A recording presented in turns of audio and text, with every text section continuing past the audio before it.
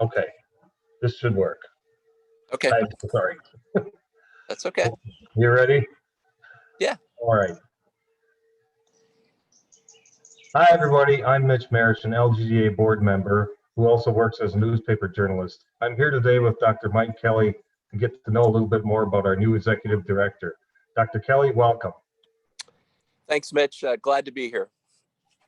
Could you tell us a little bit about yourself, where you're from, and how it is you got into medicine? Absolutely. So I am an Ohio boy. I grew up in Southeast Ohio in a small town called Somerset. The last of 6 children and the baby of the family. So I had a lot of people to kind of help guide me and keep me in line as I was growing up. I really developed an interest in science, probably because of my high school science teacher in large part, and really a focus in medicine, as my brother is also a physician and surgeon. So he really, took me under his wing and showed me all the exciting aspects of medicine and how, medicine is really a combination of both science and skill. I went to the University of Cincinnati and College of Medicine and got my MD and PhD. So I'm a physician scientist, and then specialized in pediatric hematology and oncology, and was trained at Washington University in St. Louis. So I've been a cancer center director at the Medical College of Wisconsin in Milwaukee. And most recently was the director of a Pediatric Research Institute at Akron Children's Hospital before joining the Vascular Anomaly Clinic at Cleveland Clinic last year. Very good. How and why did you get involved with the LGDA? So Mitch, I've actually been involved with the LGDA on and off for about, probably about 10 years. And I was brought in initially, to a meeting in Boston where we really were talking about how to bring to focus, patients with complex lymphatic anomalies and how to really promote research into those areas.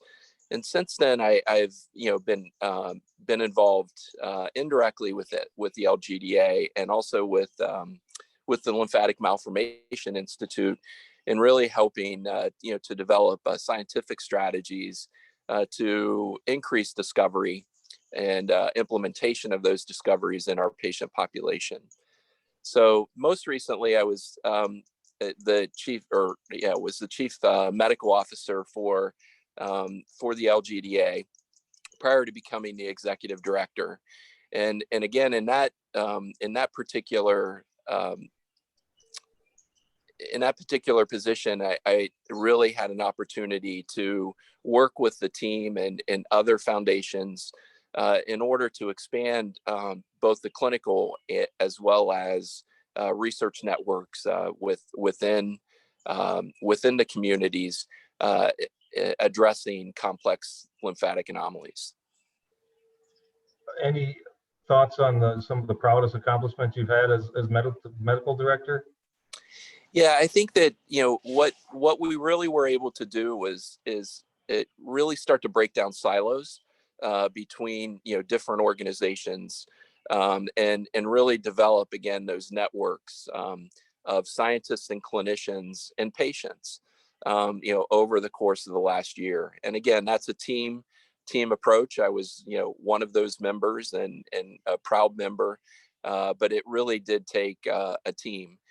Both again within LGDA as well as our partner organization, the Lymphatic Malformation Institute. Very good. Why did you want to become executive director of the LGDA? That's a great question, Mitch, and I think that really it centers on the fact that as I had an opportunity to better understand the organization as chief medical officer, I really saw the opportunity to leverage the skills that I have to really grow this organization. And again, we are in an unparalleled time of hope, and technology is available to increase discovery. We have the ability or the attention of pharmaceutical companies in order to implement new therapies for our patient population. But it does really require a strategic approach in order to organize all of the individuals and the communities that need to come together in order to accomplish those goals. So again, I'm a strategic thinker, I'm a strategic planner, and honestly, I thought it was a great opportunity to really jump in with both feet and help the LGDA grow from a terrific foundation that Jack Kelly left over the last 14 years. Very good. Anything you could share on any specific goals you have for the organization right off the bat, and any impact it could make on the Warriors? Yeah, I think that, I think the biggest change that the community is going to see is that we're going to be reaching out to the community in a much more, on a much more regular fashion, and in a much more organized way. We need the community to help guide us over the next several years. We want to hear the community, the patient voice, and really understand what their priorities are for us as an advocacy organization. So I think that the biggest challenge and I think that the biggest goal for me as the leader of the LGDA is really to help facilitate having a much more structured and organized patient voice within the organization.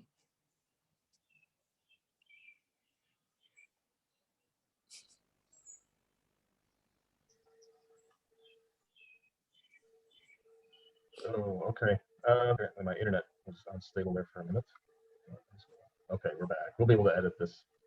Okay.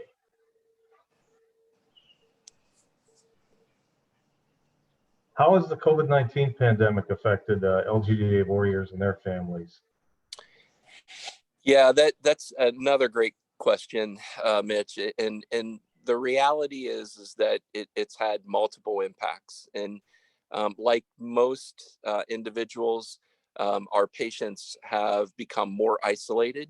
Our patients and their families over the course of the last year, which again makes it more difficult to reach them and to really understand what their needs are and how to help them. I think there's a great deal of uncertainty about the COVID disease and its impact and its potential impact in patients with complex lymphatic anomalies.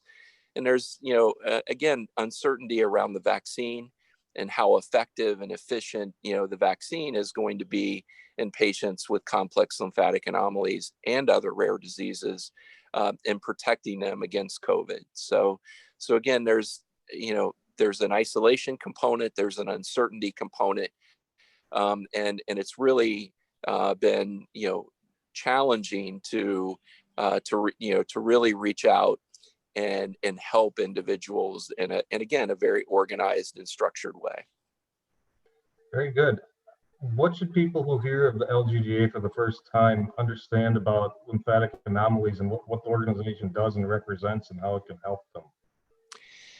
Yeah, the LGDA really is a patient advocacy organization, and we're here to support our patient population and patient community through education, through supportive networking, advocacy, policy changes, as well as through research.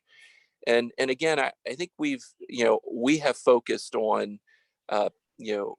patients with complex lymphatic anomalies, and these are patients that really have chronic diseases of their lymphatic system that affect honestly multiple parts of their body, and really our patients tend to not only have a chronic chronic problems, but they go through episodes where they get flares, their disease gets worse.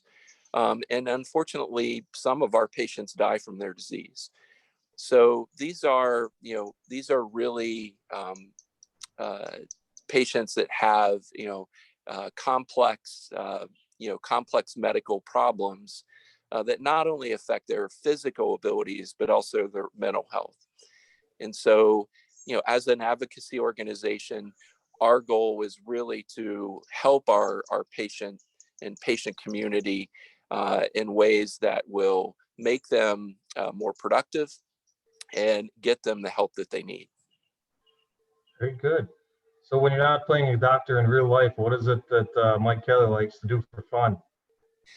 Well, I really enjoy biking and downhill skiing. So, and we just bought a puppy, or rescued a puppy. So, really, there's a lot of dog time is involved as well. So I've become a dog trainer over the course of the last several months. So those are things that I like to do, and obviously I'm a proud father of 2 boys that. One's in medical school and one's in business school. So keeping up with them and in their lives has been fun and interesting. Okay. Anything else you'd like to mention? No, I think that, I just want to let the community know that as the leader, my door is always open.